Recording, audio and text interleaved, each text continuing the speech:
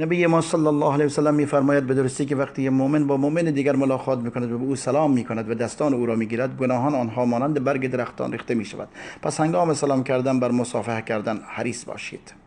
من فضل کرم الله بسیار بزرگ است. رسول الله صلی الله علیه و سلم میفرماید صدقه مخفیانه خشم الله را خاموش میکند و صله رحم عمر انسان را زیاد میکند و کارهای نیک از مرگ بد جلوگیری میکند. فضل بسیار بزرگی. پیامبر صلی الله علیه و سلم می‌فرماید هر کس بعد از نمازهای فرض آیت الکرسی بخواند هیچ چیز مانع رفتن او به بهشت نمی شود مگر اینکه از دنیا برود. برای خوابیدنت به بسترت رفتی سوره قل یا ایها الکافرون بخون و این آخرین ورد تو باشد. همانطور که پیامبر صلی الله علیه و سلم فرموده هر کس این کار را بکند براءت او از شرک می شود. دوستان خودت را از دعا محروم نکن، چون هر دعایی که برای برادران و خواهران مسلمانت میکنید این دعا برای خودت است. همانطور که پیامبر صلی الله علیه و سلم فرموده یک ملائکه بالای سر توست و برای دعای تو آمین میگوید و میگوید همچنین برای خود.